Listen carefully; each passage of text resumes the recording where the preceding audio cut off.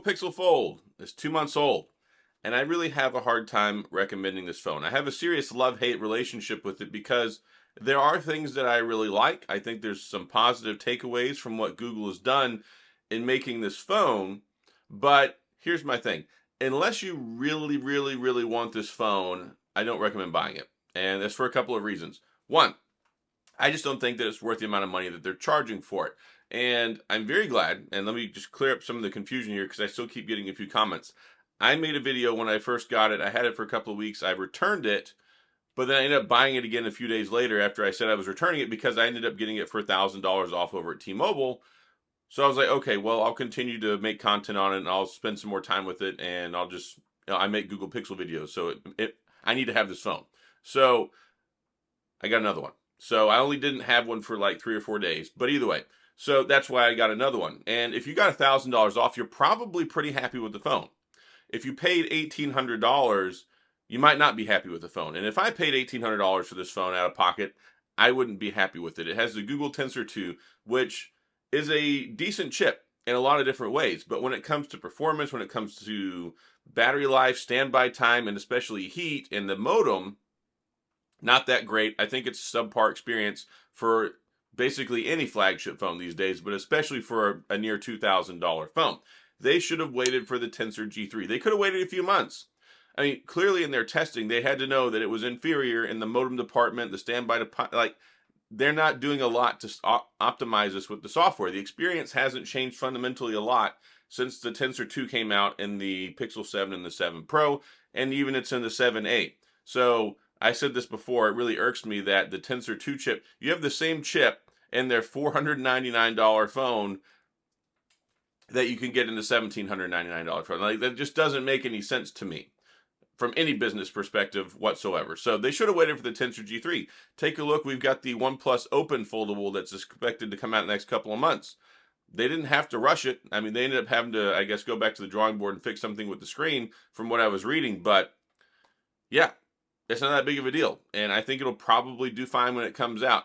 The people that wanted to buy this phone would have bought it or have been interested in buying it, whether it came out on, basically June 27th, or if it came out now or in a month or two, whenever the Tensor G3 came out. So I don't think that it really impacted the market. I don't think that there's a lot of people that said, you know what, I'm going to skip on the Samsung Galaxy Z Fold 5. I want to buy this, and wouldn't have made that decision a month or two later. So I think it critical. I think they should have put the Tensor G3. Battery life is not all that exceptional. I barely get up to 5 hours of screen on time, even when using the front screen solely. I've tested this thing out where I've only used the front screen and I can still only get like 5 hours of screen on time. It's worse than that when you open it up. And the front screen is good. Amazing front screen experience. And that's one of the things I love so much.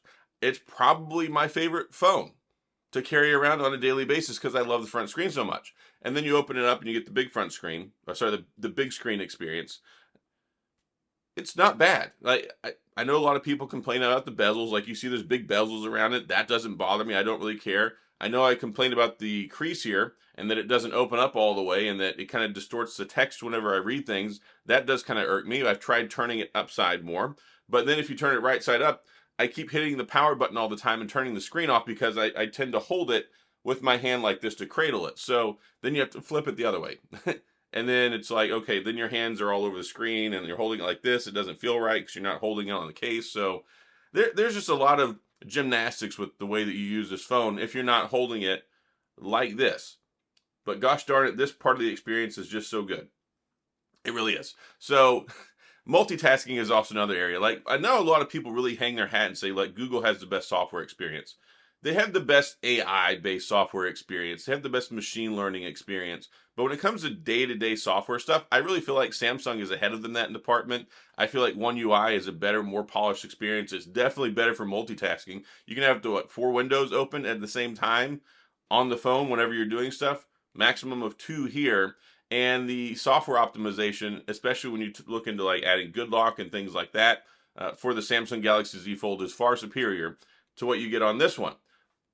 There's still a lot of the apps that, like, you open them up, and here I'll open up Instagram just to give you a feel for it. Instagram right here, but you can tap on this side, move it over, or you can tap over like this and move it over. So it's one of those things where I'm like, all right, it doesn't feel half baked, but it feels like 75% baked. Like I really feel like they should have spent more time trying to optimize this for being a foldable phone, not just a big version of a Pixel Fold.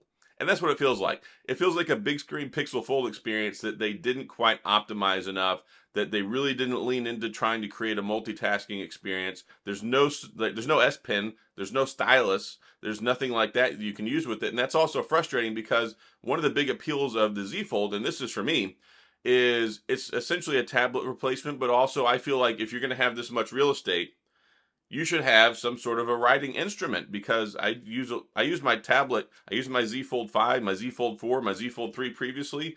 I use them a lot with the S Pen, especially whenever I have it open. So I really feel like they had this great idea. And of course, they made it's the thinnest foldable that you can buy. I mean, it's nice, it's thin, it's surprisingly heavy for how thin it is. But I don't have any complaints with the build quality or the construction. And the overall design, I actually even kind of like. So there are a lot of positives to take away from here, and I think probably next year, whenever we get the Tensor G3, probably next summer when we get the Fold 2, it'll probably fix and correct a lot of those things. And I'm curious to see how Android 14 impacts like my battery life, some of the heat management. But there's only so much you can do with some what I consider foundational outdated Samsung hardware that they use to create and optimize all this stuff in the Tensor and in the phone. But I think the screen's beautiful. I think that it's nice. I think it's a great one-handed experience, especially if you don't have super huge hands. It's really easy to use this one-handed.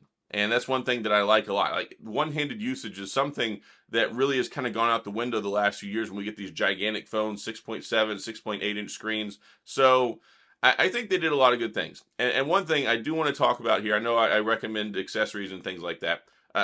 This is my second Pixel Fold, but both times I've opted for the official Google case. I like it a lot. I think it's a good case. And even though I've popped it on and off a few times to take out SIM cards and try other stuff, it actually adheses like really well going back on there. So I'll give them kudos for that. But as far as accessories, do not buy the Whitestone Dome Glass screen protector. Maybe you already have.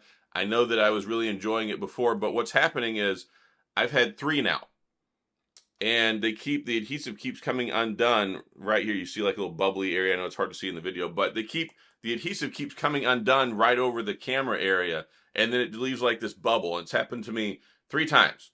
So don't buy it. Buy the Spigen Glass TR Easy Fit one instead, which is actually still a few dollars cheaper. So I would say go with that. Don't buy the Whitestone Dome Glass one. I'm really not impressed with this adhesive that they're using. It's just not sticking properly. So after 2 months, that's kind of my verdict on it. Look, it's largely a pretty good experience, other than mine just like it gets warm on me all the time. The battery life's not all that great. It's a Tensor G2. It's almost a $2,000 phone. I don't feel like it's optimized enough. There's things they can do to improve here, and I'd like to see what kind of improvements we get once official Android 14 drops, which should be any day. Like we were hoping it would be here by the end of August, but my guess it'll probably be here when we get the security update for the first Monday of September. But who knows? We'll have to wait and see how that goes. So that's all I've got. That's my kind of official stance on this phone. Like I said, I know a lot of people are happy with it. And probably the people that did are ones who got some really good deals on it, got $1,000 off. And it is a better phone with $1,000 off. But if I paid straight up the $1,800 like I did the first time before I got a good deal on it through T-Mobile, I'd be like, I would be pretty upset. So that's all I got. If you have any questions or comments, of course, please go to the comment section. We can have some discussion there. If you enjoyed the video, if you found this helpful, please hit the like and the subscribe button and the little notification bell if you want updates when new videos come out. And as always, thanks for being here. I appreciate you watching, and I'll see you guys next time.